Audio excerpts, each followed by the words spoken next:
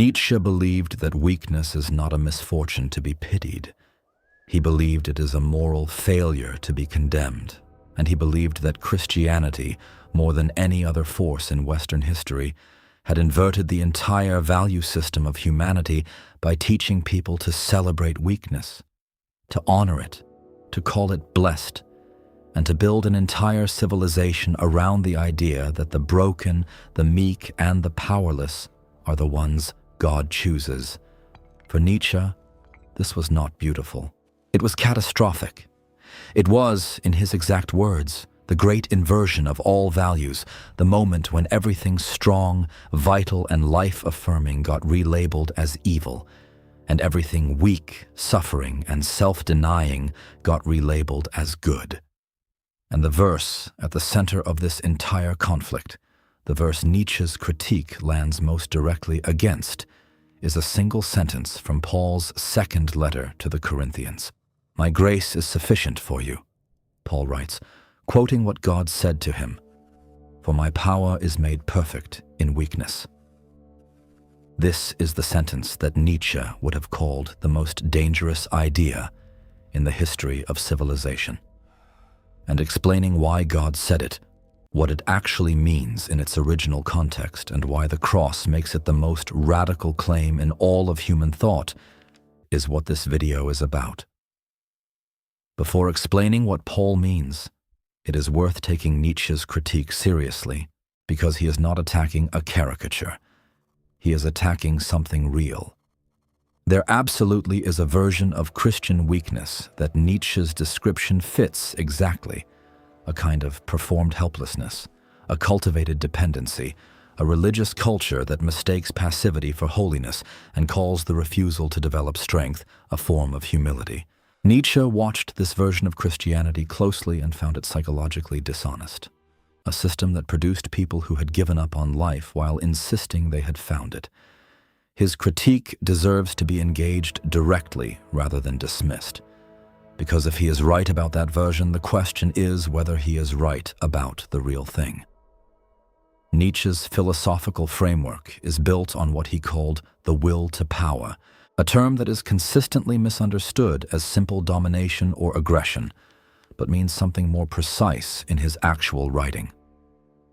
The will to power, for Nietzsche, is the fundamental drive of every living thing toward growth, toward self-overcoming, toward becoming more fully and completely what it is capable of being. It is not primarily about power over others. It is about the relentless upward pressure of life against its own limitations. His ideal human type, what he called the Übermensch or Overman, is not a tyrant. He is someone who has mastered himself, who creates his own values, who does not need the approval of the herd or the comfort of a god to tell him who he is. Strength, in Nietzsche's framework, means exactly this kind of self-directed vitality.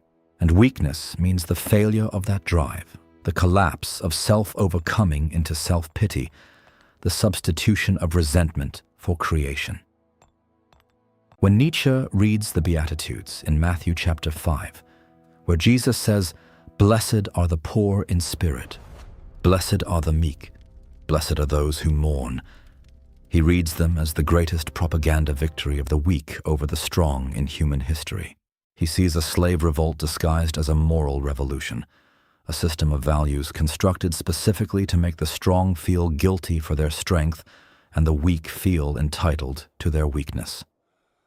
The Sermon on the Mount, in his reading, is not a revelation of divine truth. It is a masterwork of ressentiment, the building of a new moral world in which the people who lost the battle of life can declare themselves the winners of a spiritual war. There is another dimension to Nietzsche's critique of the Beatitudes that is worth explaining carefully before turning to Paul's response, because Nietzsche was not simply reacting emotionally to Jesus' teaching. He was making a historical argument. He believed that the Beatitudes and the entire value revolution they represented had produced a specific kind of human being over the course of Western civilization, what he called the herd, people defined by their dependency, their need for external validation, their inability to create their own values. their constant search for someone to tell them they are acceptable and loved despite their failures. Nietzsche was watching the Christianity of 19th century Europe, and he saw a religion that had, in his view, domesticated the human animal rather than elevating it, producing compliance rather than excellence, producing guilt rather than growth, producing a population that called their limitations holy rather than working to transcend them. His target was not only Jesus' words, but the civilization those words had built, and some of his observations about what religious culture can produce when it becomes primarily a system for managing guilt rather than a genuine encounter with power deserve to be taken seriously rather than dismissed as anti-Christian bitterness. This is Nietzsche at his most specific and most forceful, and it is worth sitting with his argument honestly, because the biblical answer to it is not a refutation of strength. It is something far more interesting than that. Start with the actual context of the verse in question, because it is almost never preached in its full context, and the full context changes everything about what it means.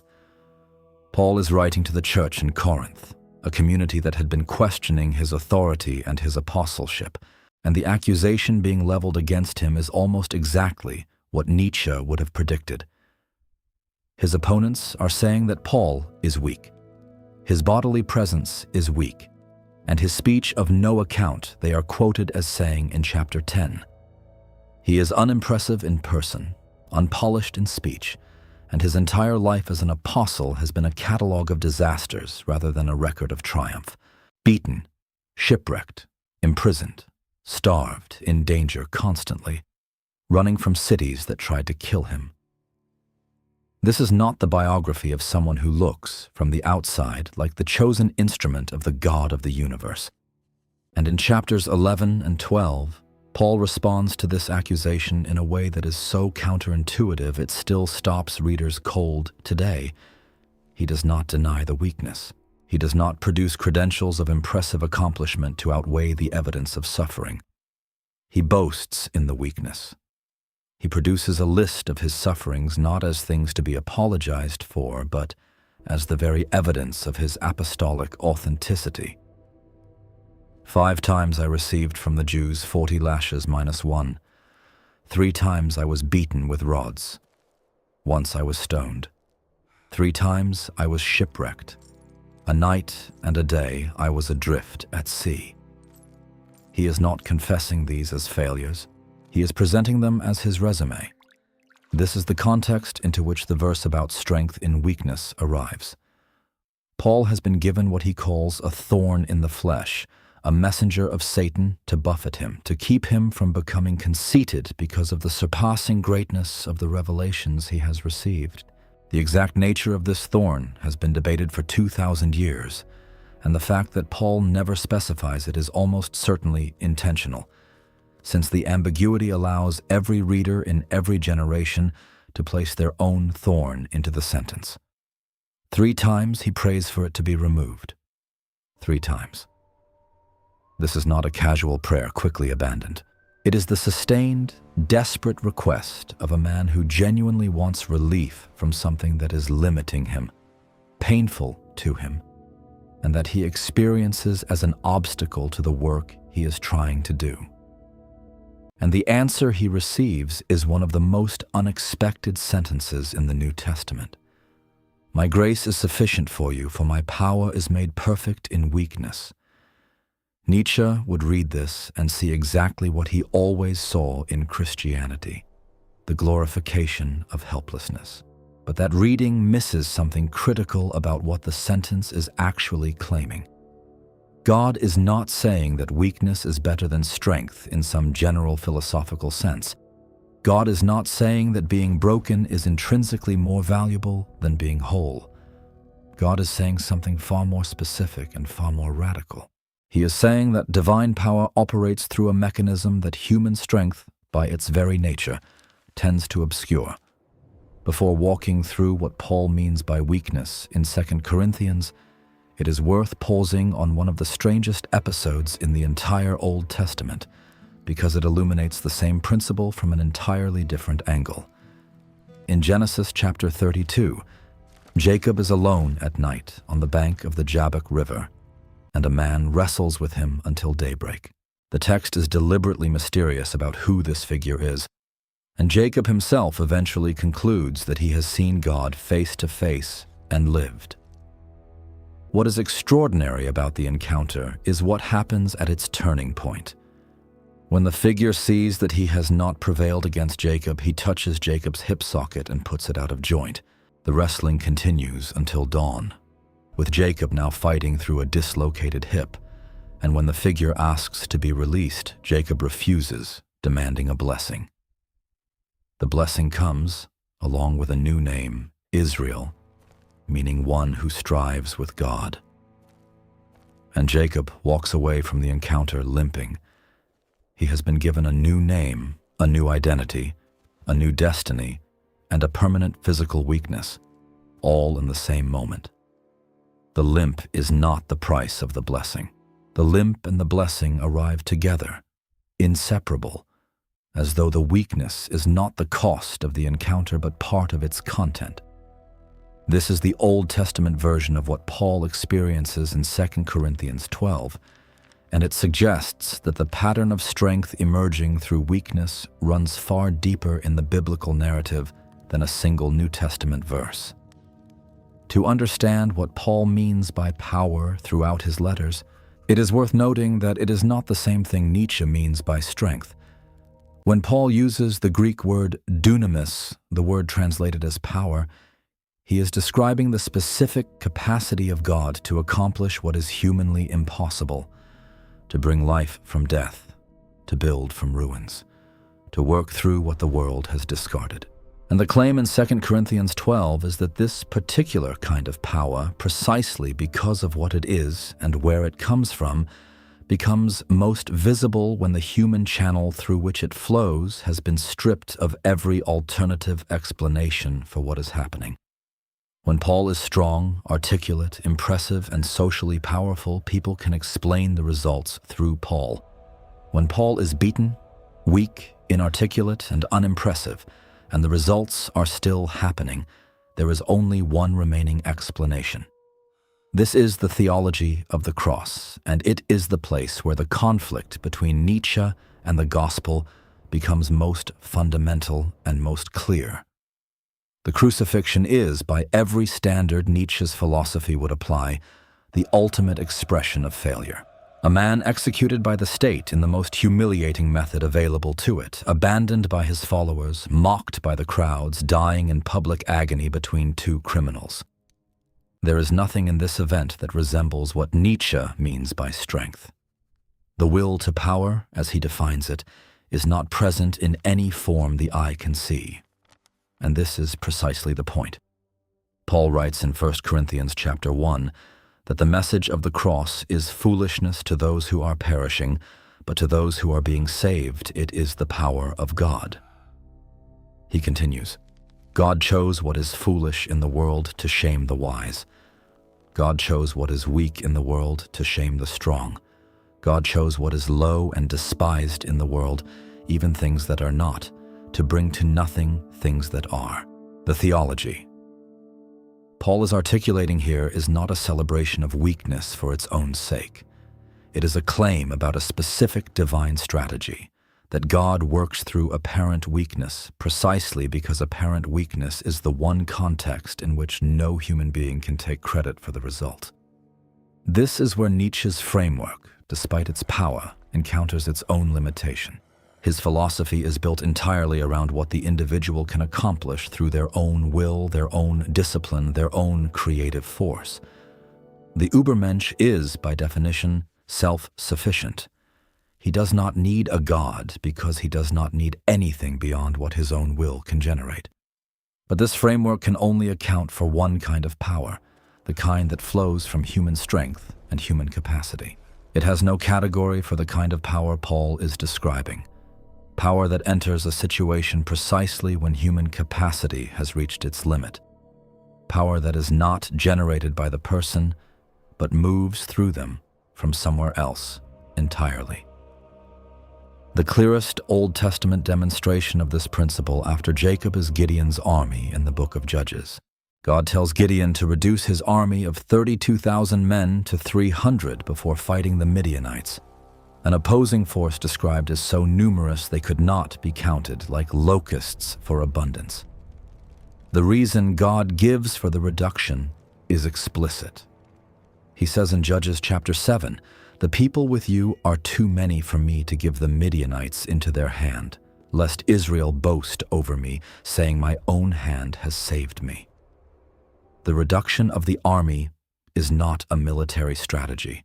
It is a theological statement, creating conditions in which the only available explanation for the outcome is divine power rather than human strength. The victory, when it comes, is so disproportionate to the means employed that no one standing in that field can construct a story in which human strength is the hero. None of this means that Nietzsche is wrong to value strength in the human sense. The biblical narrative is full of strength, courage, endurance, and the kind of self-overcoming Nietzsche admired. The same Paul, who boasts in his weakness, also tells the Corinthians to be strong, tells the Ephesians to be strong in the Lord and in the strength of his might, tells Timothy to be strengthened by the grace that is in Christ Jesus. The letter to the Hebrews chapter 11 describes men and women who through faith conquered kingdoms, enforced justice, escaped the edge of the sword, were made strong out of weakness, became mighty in war, and put foreign armies to flight. Made strong out of weakness is itself a phrase from Hebrews 11, which means that the pattern Paul describes in 2 Corinthians 12 is not the permanent and universal condition of the believer, but rather the specific mode of operation that God employs when the strength available is insufficient for the task at hand. The distinction Nietzsche never makes, because his framework does not allow for it, is the difference between weakness as an end and weakness as a context. The Christian understanding is not that being broken is the goal. It is that the experience of brokenness, of reaching the end of one's own capacity, of finding that the thorn will not be removed and the strength will not arrive in the form requested, creates a specific kind of availability to a power that does not come from the self. Paul does not celebrate the thorn because suffering is intrinsically valuable. He comes to celebrate it because he discovers that the thorn, which he had experienced only as limitation, had become the precise condition under which something moved through him that could not have moved through him otherwise. "For when I am weak," he writes at the end of the passage, "then I am strong." That sentence is not a paradox dressed up as wisdom. It is a report from direct experience of what God said being true. And at the center of this entire theology stands the resurrection, which is the point Nietzsche's framework cannot accommodate and which changes everything about how weakness and strength are finally defined. The crucifixion looks, by every available measure, like the defeat of weakness by power.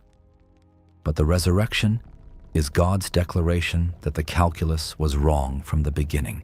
What appeared to be the final elimination of weakness turns out to be the moment when a power older and stronger than any human definition of strength broke through death itself and came out the other side. The strength made perfect in weakness is not weakness endured with good attitude. It is the power that raised Jesus Christ from the dead, working through the same broken, insufficient, unimpressive human channels it has always chosen, for the same reason it has always chosen them, so that no one standing in the field afterward can look at what happened and say, "My own hand has saved me." The real question this leaves you with is not whether Nietzsche was right that Christianity celebrates weakness. The real question is whether the weakness he observed in Christian culture is the thing Paul is describing, or whether it is something else entirely, the counterfeit produced when people embrace the language of weakness without the power that Paul said comes with it. Because if God's power is genuinely made perfect in weakness, then the person who has reached the end of their own strength is not in the worst position. They are in the only position from which the real thing can actually be seen.